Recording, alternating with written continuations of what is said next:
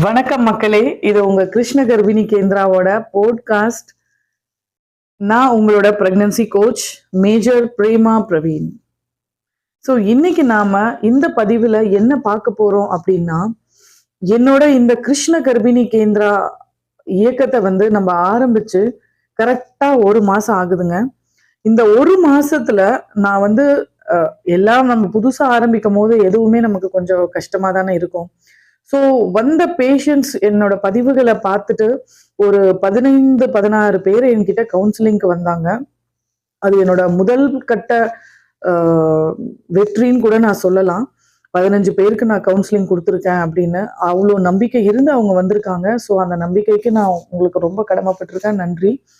So இதுல உங்களுக்கு நான் சொல்ல விரும்புற விஷயம் என்ன அப்படின்னா, அந்த 15-16 பேர்ல 3 பேர் மட்டும்தான் பிரெக்னென்ட் ஆனவங்க.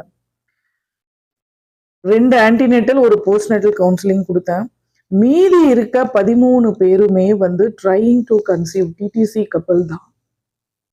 கல்யாணம் ஆகி 2 வருஷம் ஆகுது, குழந்தை நிக்கல. 3 வருஷம் ஆகுது, குழந்தை நிக்கல. நாங்க இவ்வளோ ட்ரை பண்றோம், குழந்தை நிக்கல.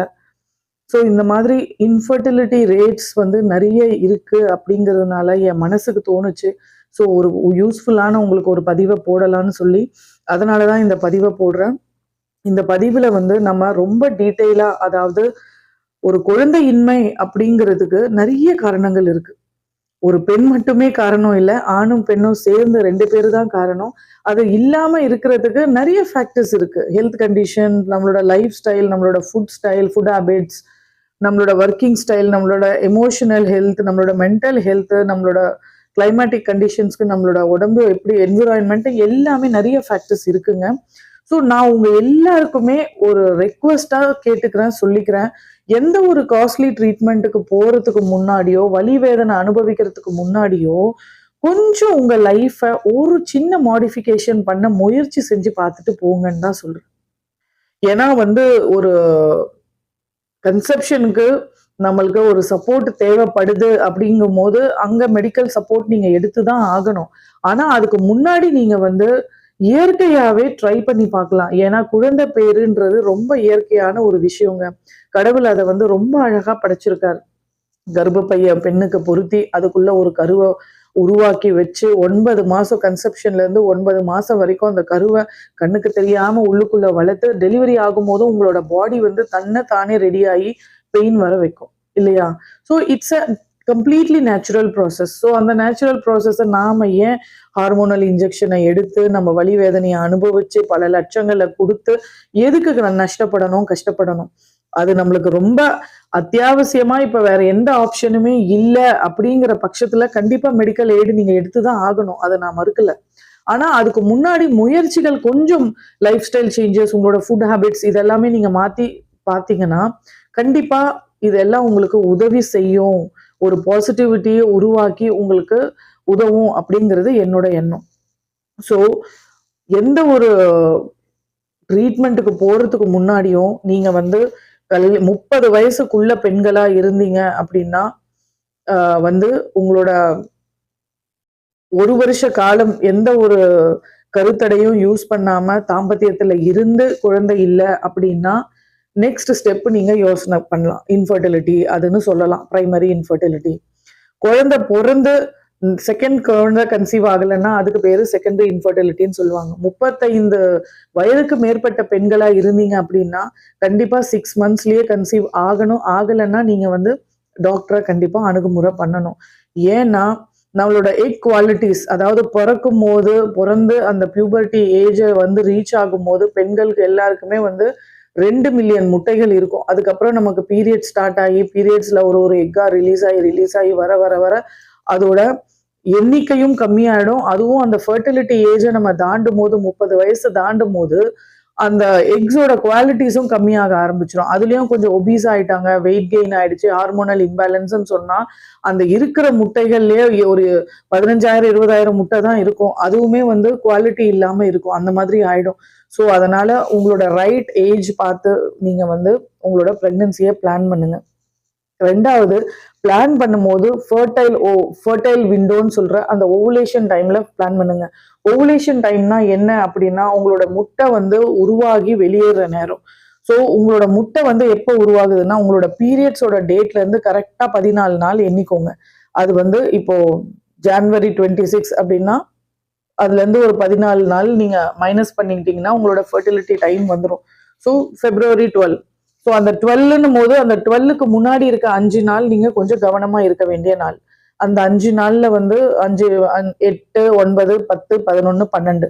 ஸோ இந்த 5 days நீங்க வந்து ஹஸ்பண்டோட இன்டிமேட்டா இருந்தீங்க அப்படின்னா பிரெக்னன்சி நடக்க சான்சஸ் அதிகம். ப்ராமிஸ் பண்ணல, உங்களுக்கு மோட்டிவேட் பண்றேன். இதுல சான்சஸ் அதிகம் அப்படின்னு உங்களுக்கு நான் எஜுகேட் பண்றேன். அதை தெளிவா நீங்க புரிஞ்சுக்கோங்க.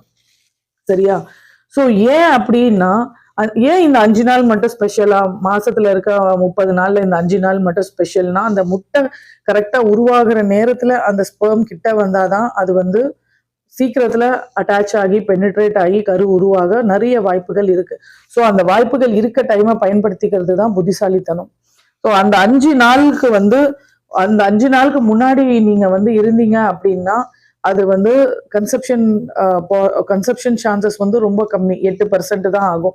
ஸோ அந்த 4 நாள் முன்னாடி பண்ணீங்க அப்படின்னாலும் 8%, 3 நாள் முன்னாடி அந்த ஃபர்டிலிட்டி டைம்ல 10, 11, 12 அதுல பண்ணீங்கன்னா ஒரு 17%, ஒரு 2 days முன்னாடி ஓவுலேஷன் டைம்ல பண்ணீங்கன்னா ஒரு 36, 34ல இருந்து 36, 1 day முன்னாடி பண்ணாலும் 34% சான்சஸ் இருக்கு. அந்த டேல பண்ணாலும் 34% சான்ஸ் இருக்கு. அதுக்கு அடுத்த நாள்ல பண்ணோம் அப்படின்னா 1% தான் சான்ஸ் இருக்கு. ஸோ அந்த fertility time, fertile window, ovulation டைமை வந்து பயன்படுத்திக்கோங்க. சரியா? அதுல வந்து அட்லீஸ்ட் அந்த ஃபர்டிலிட்டி டேஸ்ல 1 day நீங்க இன்டிமேட்டா இருந்தா கூட போதும். எவ்ரி ஆல்டர்னேட்டிவ் டேஸ் இல்ல டெய்லி அந்த மாதிரி. ஓகேங்களா? ஸோ இது ஏன் இந்த 5 நாள் மட்டும் சொல்றாங்க அப்படின்னா ஸ்பெர்மோட லைஃப் ஸ்பேன் வந்து 5 days இருக்குங்க. நம்மளோட ஃபீமேல் ரீப்ரொடக்டிவ் ட்ராக்ல அந்த சீமன் போகும்போது அந்த ஸ்பெர்மோட லைஃப் ஸ்பேன், அதோட உயிர் வாழற நாட்கள் வந்து 5 நாட்களுக்கு அந்த ஸ்பெர்ம் வந்து உள்ள இருக்கும். ஸோ அதனால அந்த 5 நாட்கள்ல நீங்க ஒன்னா இருந்தீங்க அப்படின்னா ஏதாவது ஒரு நாள்ல ஏதாவது ஒரு டைம்ல கிளிக் ஆக வாய்ப்புகள் அதிகம். ஸோ இதை நீங்க வந்து தெளிவா புரிஞ்சுக்கணும். ஸோ இந்த மாதிரி ஓவுலேஷன் டைமை பத்தி தெரிஞ்சுக்கிட்டீங்க, இன்ஃபர்டிலிட்டினா என்னன்றதை தெரிஞ்சுக்கிட்டீங்க. அதுக்கப்புறம் வந்து உங்களோட லைஃப் ஸ்டைல் மாடிஃபிகேஷன் பண்ணணுங்க. ஃபர்ஸ்ட் வந்து நேச்சுரலா நான் கன்சீவ் ஆகணும் அப்படின்னா உங்களோட தூக்க முறை கரெக்டா இருக்கணும். தூக்கம் நமக்கு சரியில்லை, நம்மளோட மைண்ட் ஃபுல்லா ஸ்ட்ரெஸ்ஸா இருக்கு, டிப்ரெஷனா இருக்கு, அந்த மாதிரி இருந்தா மொத்தமா உங்களோட பாடியோட ஹார்மோனல் சேஞ்சஸ் ஆகும். ஹார்மோனல் சேஞ்சஸ்னால கார்டிசோல் உடம்புல சுரக்கிறதுனால உங்களுக்கு தைராய்டு பிரச்சனை வரலாம், ப்ரொஜெஸ்ட்ரான் கம்மியா சுரக்கலாம். ப்ரொஜெஸ்ட்ரான்ற ஒரு ஹார்மோன் உங்க உடம்புல நல்லா இருந்தால் மட்டுமே உங்களோட கர்ப்பப்பைய அந்த கரு தாங்கக்கூடிய சக்தி இருக்கு. அந்த ப்ரொஜெஸ்ட்ரான் லெவல் வந்து கம்மியா இருக்குன்னா அது கரு உருவானா கூட அது வந்து ஹெல்தியா இல்லாம மிஸ்கரேஜ் ஆக சான்சஸ் இருக்கு. ஸோ உங்களோட அயோடின் டெஃபிஷியன்சி இருந்தாலோ இல்ல அயர்ன் டெஃபிஷியன்சி இருந்தாலோ தைராய்டு இருந்தாலோ மற்ற எந்த ஒரு ஹார்மோனல் ப்ராப்ளம்ஸ் இருந்தாலோ நியூட்ரிஷனல் ப்ராப்ளம் இருந்தாலோ சான்சஸ் வந்து ரொம்ப ரொம்ப கம்மி. பேஷண்ட் கப்புள்ஸ் வந்து ஒபிஸா இருந்தாலோ இல்ல அண்டர் வெயிட்டா இருந்தாலோ கன்செப்ஷன் ஆகுறது ரொம்ப சான்சஸ் கம்மி. ஸோ அதனால நீங்க வந்து உங்களோட லைஃப் ஸ்டைல், தூக்கம் மெயின். தூங்கும் போதுதான் உங்களோட ஹாப்பி ஹார்மோன்ஸ் எல்லாமே வந்து ஸ்பெர்மோட குவாலிட்டி இன்க்ரீஸ் பண்ற டெஸ்டோஸ்டிரான் எல்லாமே வந்து நல்ல சுரப்புகள் இருக்கும். அந்த மெலட்டோனின் நல்லா சுரக்கிறதுனால மற்ற ஹார்மோன்ஸ் எல்லாமே பேலன்ஸ் ஆகும்.